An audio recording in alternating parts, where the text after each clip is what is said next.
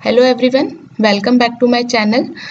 So a very big news and a good news for all the informatics assistant students कि जिन्होंने भी exam दिया था उनके लिए बहुत बड़ी न्यूज़ आ रही है।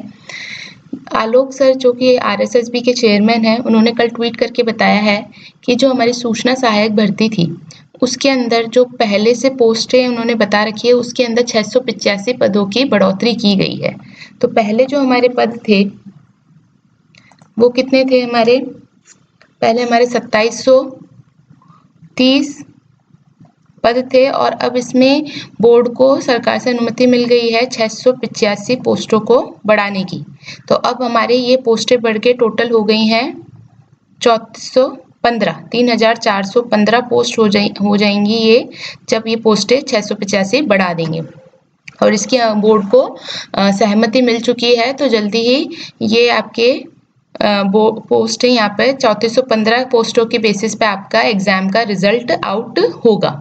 अब बच्चों का क्वेश्चन है कि अगर ये रिजल्ट रहेगा तो टाइपिंग के लिए कितने स्टूडेंट्स को बुलाया जा सकता है और हमारे डॉक्यूमेंट वेरिफिकेशन डीवी के लिए कितने लोगों को बुलाया जा सकता है। तो अगर हम टाइपिंग की बात करें तो जनरली क्या होता है, जितनी आपकी पोस्ट निकलती है उसका 3 गुना ये लोग टाइपिंग के लिए बुलाते हैं और 2 गुना जो है वो ये डॉक्यूमेंट वेरिफिकेशन के लिए बुलाएंगे। तो अगर आप इसका 3 गुना माने तो ये अराउंड आपको कितना हो जाएगा, 10 से 10,500 के बीच में या 10 से 11 ही बोल लें के बीच में टाइपिंग के लिए बुलाया जा सकता है।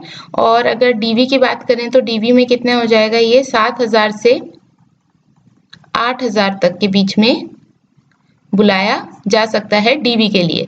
ठीक है, थोड़ा प्लस माइनस हो सकता है क्योंकि एक्यूरेट एस्टिमेशन तो जब आपका रिजल्ट आएगा तो ही आपको पता चल पाएगा। यहाँ पे हम सिर्फ एक तरीके से प्रिडिक्ट कर सकते हैं कि जो पोस्टें बढ़ाई गई हैं और जिस तरीके से पिछले एग्जाम्स के एनालिसिस है उसके बेसिस पे कितने टाइपिंग टेस्ट के लिए बुलाए जा सकते हैं और कितने डॉक्यूमेंट वेरिफिकेशन के। अब यहाँ पे एक बात करें, इन्होंने कैलेंडर जारी कर दिया था जिसके अंदर हमारे जो टाइपिंग की टेस्ट की डेट है वो भी यहाँ पर आ चुकी है। ये कितनी है इसकी डेट, टाइपिंग की डेट अगर हम देखें तो ये है 21 से 23 अगस्त और 27 से 29 अगस्त रखी गई है, जो कि बुधवार से शुक्रवार तक होने वाला है आपका और मंगलवार से गुरुवार तक। ये कंप्यूटर बेस्ड टाइपिंग टेस्ट रहेगा। ठीक है, तो टाइपिंग टेस्ट के बारे में अगर हम थोड़ा सा देखें तो 2 जनरल क्वेश्चंस होते हैं स्टूडेंट्स के। फर्स्ट क्वेश्चन है कि what is the typing speed for computer typing test in information assistant recruitment examination. तो यहाँ पे अगर हम देखें तो as per information assistant recruitment notification जो 2023 का था उसके हिसाब से अगर हम देखें तो कंप्यूटर टाइपिंग टेस्ट में there must be a speed of 20 words per minute. ठीक है, हिंदी और इंग्लिश दोनों के लिए ही 20 वर्ड्स पर मिनट यहाँ पे बताया गया है कंप्यूटर टाइपिंग के टेस्ट की स्पीड को। ठीक है, बट आई प्रिफर कि आप एटलीस्ट आपकी 40 प्लस रखिए स्पीड, जिससे क्या होगा जब क्योंकि देखो टाइपिंग वाला जो टेस्ट है वो क्वालिफाइड एग्जाम ही है, उसके मार्क्स आपके कहीं ऐड नहीं होने, बट क्वालिफाई करने के लिए आपकी स्पीड जो है उसको एटलीस्ट ट्राई कीजिए कि 40 प्लस आप रख सकें। अब इसके अंदर जो फॉन्ट्स यूज होंगे आपके, इंग्लिश के लिए यूज होगा कुरियर न्यू और हिंदी के लिए होगा डेविलियर्स 010। ठीक है, कीबोर्ड जो यूज होते हैं आईए के टाइपिंग टेस्ट में और जनरली कौन से होते हैं, इंग्लिश के लिए यूज होता है स्टैंडर्ड जो क्वालिटी कीबोर्ड लेआउट है वो, और हिंदी के लिए होगा रेमिंगटन टाइपराइटर कीबोर्ड लेआउट। ठीक है, ये कुछ जनरल क्वेश्चंस हैं जो टाइपिंग से रिलेटेड स्टूडेंट्स के होते हैं, तो वो आप ये देख लीजिए कि आप कोशिश कीजिए कि आपका जो वर्ड पर मिनट्स जो है उसकी स्पीड आपकी 40 वर्ड्स पर मिनट हो। ठीक है, ये आपके फॉन्ट्स यूज होंगे और ये वाले कीबोर्ड्स आपके यूज होंगे। तो और यहाँ पे हमने बता ही दिया है कि आपकी पहले 2730 पोस्टें थी जिसमें 685 पोस्टें बढ़ चुकी हैं और 3415 that is more than sufficient, काफी पोस्टें इन्होंने बढ़ा दी हैं, जिससे प्रोबेबिलिटी है कि काफ़ी जो बच्चे हैं जो काफ़ी टाइम से इसकी तैयारी कर रहे हैं और जिनका कॉन्फिडेंस लेवल भी काफ़ी अच्छा है अपने एग्जाम को लेके, अपने रिजल्ट को लेके, उनका इसके अंदर टाइपिंग टेस्ट के लिए उनको कॉल आ सकता है। ठीक है, तो आप प्लीज़ अपनी टाइपिंग की तैयारी जारी रखिए। ठीक है, जितना हो सके उतना ज़्यादा प्रैक्टिस कीजिए टाइपिंग के लिए, क्योंकि टाइपिंग एक क्वालिफाइंग है, लेकिन आप वो तभी कर सकते हैं तब आपको एक प्रैक्टिस रहेगी, तभी आपकी स्पीड मेंटेन रह पाएगी। क्वालिफाइंग है, इसके मार्क्स ऐड नहीं होते। ठीक है। और जितनी पोस्ट है उसके अराउंड 3 गुना टाइपिंग के लिए लोगों को कॉल आ सकता है, ठीक है। और डीबी के लिए जो है उसका 2 गुना आएगा जितनी पोस्टें गिवन है। अब अगर कट ऑफ की बात करें तो अगर कट ऑफ का देखें, प्रिडिक्टेबिलिटी देखें कि कितना प्रिडिक्टेबल है कि कितना कट ऑफ हो सकता है, तो अलग अलग कैटेगरीज के लिए कट ऑफ अलग अलग होगा। तो अगर हम यहाँ देखें कट ऑफ की अगर हम बात करें तो कट ऑफ देखिए अराउंड, अगर जनरल की अगर हम बात करें, जनरल कैटेगरी में अगर मेल और फीमेल की हम बात करें तो इनका कट ऑफ जो है, मेल का कट ऑफ प्लस माइनस 95 रह सकता है, ठीक है। और फीमेल का कट ऑफ प्लस माइनस 93।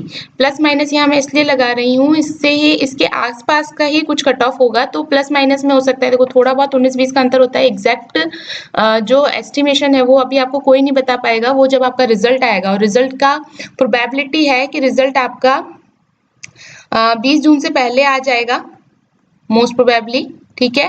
अनुमान लगाया जा रहा है कि 17 या 18 जून को आ सकता है, ठीक है। तो मेरे हिसाब से 20 जून से पहले आ जाना चाहिए आपका रिजल्ट, ठीक है। तो तभी आपको पता, तब तो आपको एग्जैक्टली पता चल ही जाएगा कि आपका क्या कट ऑफ है। यहाँ पे बस प्रिडिक्टेबिलिटी आप कर सकते हो कि कितना हो सकता है। तो मेरे हिसाब से प्लस माइनस 95 रहेगा आपका मेल के लिए और फीमेल के लिए 93 जनरल कैटेगरी में।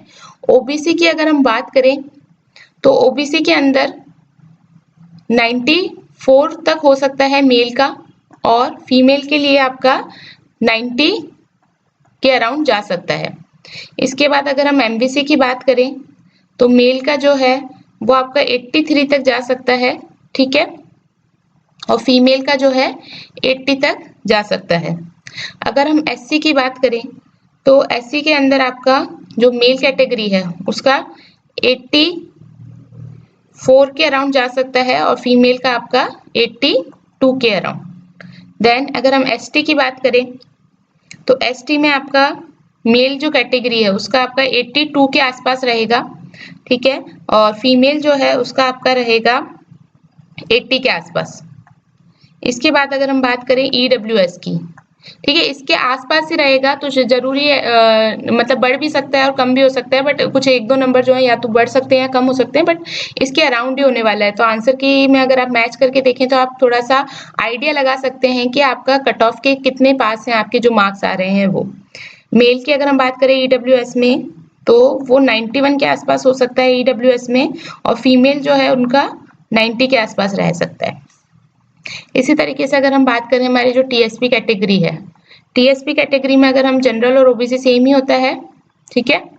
यहाँ पे अगर मेल और फीमेल की बात करें तो मेल का जो है 86 के आसपास रह सकता है और फीमेल जो है उनका 82 के आसपास रह सकता है, 82 to 84 अराउंड इतना ही रहना चाहिए, ठीक है। एससी जो है उनके मेल की कैटेगरी की बात करें तो 74 के आसपास रह सकता है, और जो फीमेल है एससी के अंदर उनका रह सकता है 71 के आसपास। एसटी की अगर हम बात करें तो मेल और फीमेल में हम देखें तो मेल का जो है 72 के पास रह सकता है और फीमेल जो है उसका 70 के आसपास रह सकता है। तो ये कुछ प्रेडिक्टेबल कैटेगरीज हैं, ठीक है, कट ऑफ की। ये कट ऑफ हो सकते हैं आपके अलग अलग कैटेगरी के अंदर, बाकी तो रिजल्ट आएगा तब आपको क्लियर हो ही जाएगा। तो आप देख सकते हैं कि आपके कितने मार्क्स बन रहे हैं आपकी कैटेगरी के अकॉर्डिंग, ठीक है। इसके अलावा जो भी और दूसरी कैटेगरीज होती है, विडो टाइप कैटेगरी होती है, एक्स सर्विसमैन कैटेगरीज होती हैं, उन कैटेगरीज में भी आप अपना कट ऑफ देख सकते हैं। तो जिनका पेपर काफी सही गया है, कट ऑफ आसपास आ रही है, तो काफी संभावना है कि उनका टाइपिंग का कॉल आ सकता है। इसके अलावा कई स्टूडेंट्स हैं जो प्रोग्रामर की भी प्रिपरेशन कर रहे हैं, तो उनके लिए बस एक जनरल इन्फॉर्मेशन बता दूं मैं, हमारे चैनल पे मैंने आरपीएससी प्रोग्रामर का फ्री ऑफ कॉस्ट सब्जेक्ट्स के कोर्सेज के चैनल के लिए यहाँ पे सिलेबस चला रखा है, जिसके अंदर हमारी काफ़ी प्लेलिस्ट कंप्लीट भी हो चुकी है। डीबीएमएस कंप्लीट हो चुका है, कंप्यूटर नेटवर्क्स हो चुका है, उनके डीबीएमएस की एमसीक्यू प्लेलिस्ट भी कंप्लीट हो चुकी है, कंप्यूटर नेटवर्क्स की चल रही है, जिसके अंदर हम प्रीवियस ईयर के क्वेश्चंस को काफ़ी डिटेल में डिस्कस करते हैं with formulas with important points. Set जो है वो अभी हमारा रनिंग में है और जावा भी अब जल्दी स्टार्ट होने वाला है। तो हमारा अराउंड मिड ऑफ जुलाई तक सारा कोर्स मैं चाह रही हूँ कि कंप्लीट हो जाए, ताकि फिर हमारे पास रिवीजन के लिए काफ़ी टाइम हो और उसमें हम और भी ज़्यादा से ज़्यादा क्वेश्चन सॉल्व करें। तो that's it for this lecture. I hope ये लेक्चर से आपको हेल्प मिली होगी कि क्या आपका कट ऑफ हो सकता है और कितनी पोस्टें जो बढ़ी हैं, ये तो बहुत बड़ी न्यूज़ है ही सबके लिए। तो प्लीज़ अपनी टाइपिंग की प्रैक्टिस को जारी रखिए और all the best for your typing test. Thank you.